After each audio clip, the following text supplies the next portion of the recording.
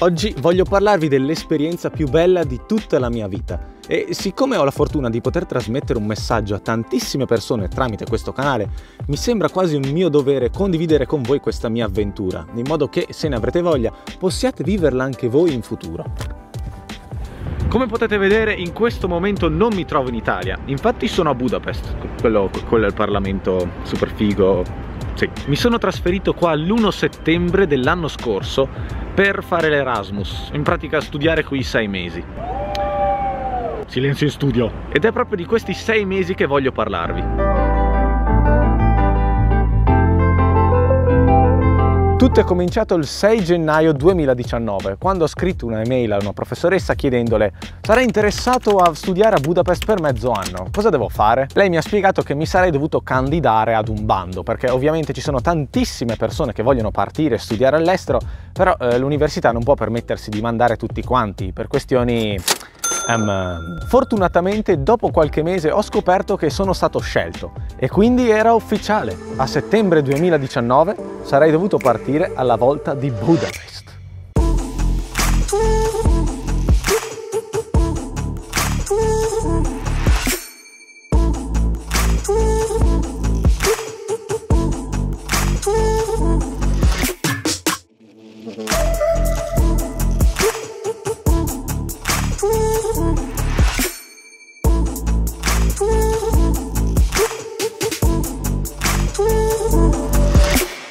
Ecco, mi ricordo che arrivati a questo punto io ero al 7° cielo, perché detto francamente non mi aspettavo mi scegliessero. Poi però tornai presto con i piedi per terra. Il punto è che io fino ad allora non mi ero minimamente posto il problema di burocrazia, carte da firmare, borsa di studio ed effettivamente come trasferirmi per 6 mesi all'estero. Insomma, avevo fatto tutto un po', come dire, ad cazzum. Quindi quello che voglio fare in questo video è raccontarvi quello che io ho imparato in questi 6 mesi di studio all'estero, in modo da aiutare quelli che si trovano nella mia situazione e in più mostrare a tutti voi un mondo che magari non conoscevate, ovvero quello dell'Erasmus. Quindi direi di cominciare. Iniziamo dalla cosa migliore, ovvero il divertimento. Parliamoci chiaro, chi va in Erasmus lo fa principalmente perché vuole vivere una nuova esperienza e fare festa. Quindi, a meno che il vostro nome non sia Dan Bilzerian, i mesi in Erasmus saranno quelli a cui andrete a più feste in assoluto nella vostra vita. Per quanto riguarda Budapest, c'è una pagina Facebook chiamata Erasmus Life Budapest, di cui vi lascio il link sotto in descrizione, quindi mi raccomando andatelo a vedere e mettetegli mi piace. Praticamente organizzano eventi tutti i singoli giorni. Piccola nota, può partecipare chiunque a questi eventi, quindi se per esempio andate a Budapest con gli amici per un weekend e volete andare a qualche party, ora sapete dove trovare quelli migliori, quindi non è necessario essere Erasmus per forza. Comunque, gli eventi più importanti sono il Welcome Party, che è la festa che fanno ad inizio semestre, molto utile per fare amicizie, infatti lì ho trovato molte persone che poi sono rimaste con me per il resto dei mesi.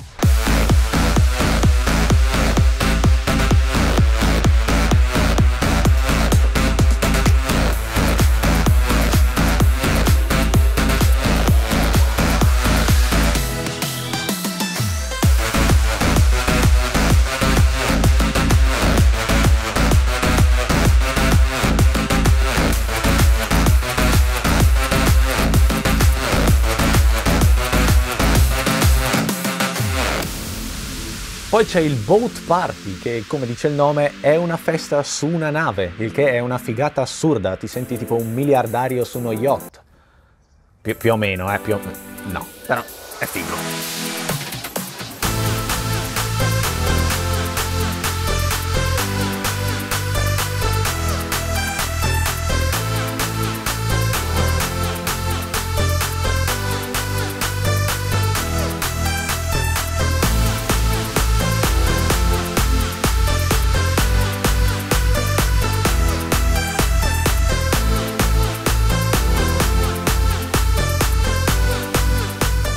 Tra i miei eventi preferiti però c'era il torneo di beer pong, che molta gente ci va per divertirsi, giustamente, ma io no, perché io e il mio compagno di squadra Alex volevamo vincere e abbiamo vinto addirittura 2 volte, il che è un grande risultato. Complimenti a noi, bravi, molto bravi, grazie.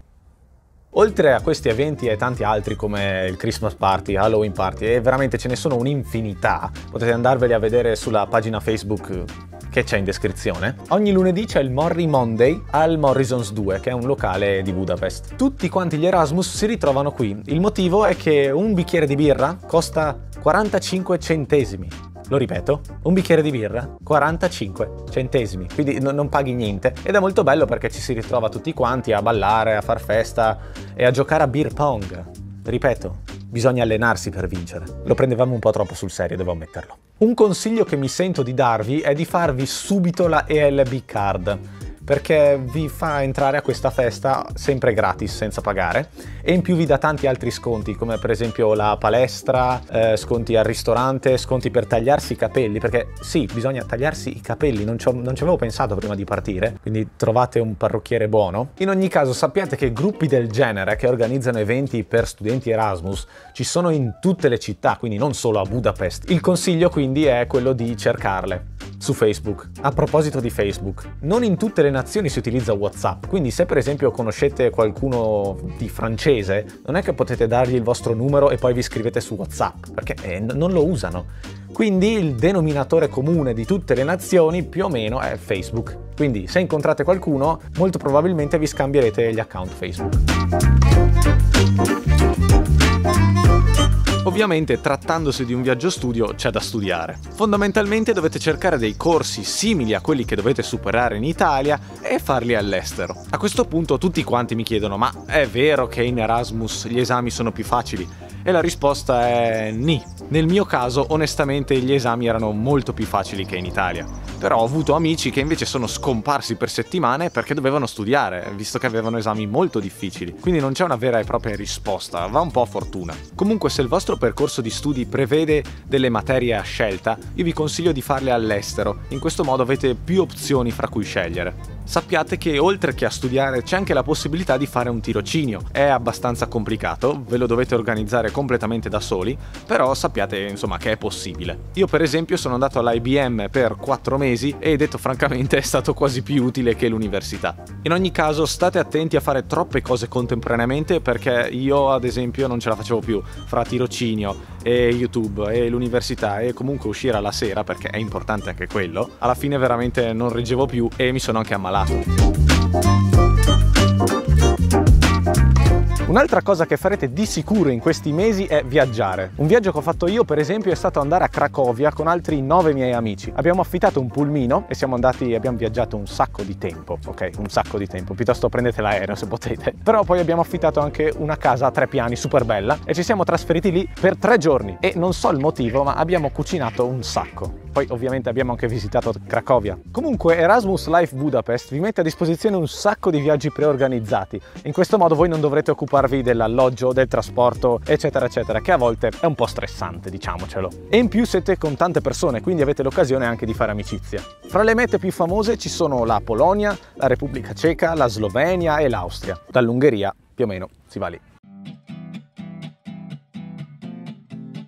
In questi mesi da qualche parte dovrete pur vivere e trovare l'appartamento giusto è la cosa più stressante di tutte, probabilmente. Quindi siamo qua noi a salvarvi, dandovi dei consigli. Aspetta, perché tu sei qui? Cioè, nel senso, chi sei tu per dare consigli? Anche lei è stata in Erasmus, giusto? Oh, ma parli al mio posto. Stai zitta, Ebbene sì, anch'io sono stata in Erasmus, a differenza di Davide però sono stata in uno studentato. Quindi possiamo darvi 2 punti di vista diversi. Differenti. Però prima diamo dei consigli generali che possono andare bene a tutti quanti. Numero 1. La cosa più importante È... Oh! la zona. Che geni! Che geni! Non ci avevate pensato, vero? Non ci avevate pensato? Dovete considerare innanzitutto quanto è collegata questa zona al resto della città. Oppure quanto questa zona sia collegata di notte, perché in molte città i trasporti dopo una certa ora, dopo mezzanotte, dopo l'una di notte si interrompono fino alla mattina e quindi ogni volta che uscirete sarete costretti a tornare in taxi, che non è molto economico, diciamo. Un'altra cosa importante da tenere in considerazione è la vicinanza di un supermercato. Immaginatevi voi andare a fare la spesa una volta a settimana e dovervi scarrozzare le borse fino al vostro alloggio. A questo punto però dovete scegliere se andare in un appartamento privato, quindi pagare l'affitto a qualcuno, oppure andare in un dormitorio studentato. Studentato. Ci sono pro in uno e contro nell'altro, quindi scegliete quello con i pro. Cosa stai dicendo? Non ha senso. Uno dei motivi per cui una persona dovrebbe scegliere di andare in uno studentato è che ci sono tanti studenti, quindi hai maggiori possibilità di stringere delle amicizie, anche perché ci sono un sacco di spazi comuni di solito. C'è magari la cucina in comune, aule studio, la sala delle televisione, ma la palestra a volte, e quindi sei sempre a contatto con altri studenti. Poi di sicuro bisogna tenere in considerazione anche il costo, perché di solito negli studentati si paga di meno. Ok, hai qualche consiglio per scegliere lo studentato migliore? Qualche tips and tricks? Decisamente. Allora, cercare di avere una camera per conto proprio, cioè singola, così non hai nessuna rottura. Almeno quando vuoi stare da solo hai la tua camera, ti piazzi lì e nessuno ti viene a rompere. Poi... che sei? Io non so mai cosa c'è da fare quando l'altro parla. Poi magari cercare anche quelle stanze in cui c'è il bagno, nel senso c'è un bagno privato, perché in molti studentati il bagno in comune devi condividerlo con altre persone. No, al bagno in comune, che schifo! Cioè, nel senso, ognuno piscia nel proprio cesso. Esatto, questo come diceva Dante proprio, no? Come diceva Dante, ognuno piscia nel proprio cesso. Mi piace come citazione, molto bravo, sei una cultura elevata. No, è terribile questo. Cosa? È bruttissimo da dire, quello che ho appena detto. Ma hai visto il nostro canale? E poi un'altra cosa che forse è più difficile da trovare, io sono stata fortunata, cercare di avere il frigo o in camera, oppure magari avere quelle celle che si possono chiudere a chiave, così nessuno ti ruba il cibo. Invece per quanto riguarda l'appartamento, voi signori dovete scegliere l'appartamento perché non c'è posto negli studentati. Cioè, se potete andare allo studentato, andateci. Per esempio a Budapest gli studenti Erasmus non possono andare negli studentati, quindi per forza di cose si va a scegliere un appartamento. Comunque, se andate in Erasmus a Budapest, sotto in descrizione vi lascio un link che vi porta a un questionario fatto sempre da Erasmus Life Budapest, e praticamente voi lo compilate e poi dopo loro alla fine vi danno una mano a cercare l'appartamento giusto per voi in base alle vostre esigenze.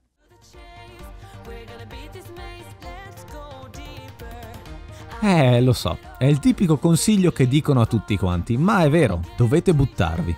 Le persone che vanno in Erasmus sono aperte a fare nuove conoscenze, a fare nuove esperienze e ad uscire dalla loro piccola bolla che chiamano quotidianità. Hanno lasciato familiari ed amici per qualche mese in modo da poter esplorare qualcosa di completamente ignoto. E quando nella vostra vita vi ritroverete nuovamente circondati da persone del genere? Ve lo dico io, mai. Ed è questa la magia dell'Erasmus, non tanto il luogo, ma le persone. Quindi sfruttate al meglio questo periodo della vostra vita, perché non potrete mai più tornare indietro. Non aspettate la prossima settimana per fare quella festa, per parlare con quella ragazza o per fare quel viaggio.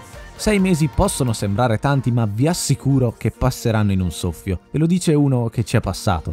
Purtroppo il mio viaggio si conclude qui. Non potrò più andare ai tornei di beer pong, festeggiare il Thanksgiving o salvare dalla polizia amici che hanno fatto house party con decisamente troppe persone. Però quello che posso ancora fare è condividere questa esperienza, perché sebbene per me tutto questo sia ormai nel passato, per alcuni di voi potrebbe essere ancora là fuori che vi aspetta. Quindi fate la scelta giusta, fate l'Erasmus.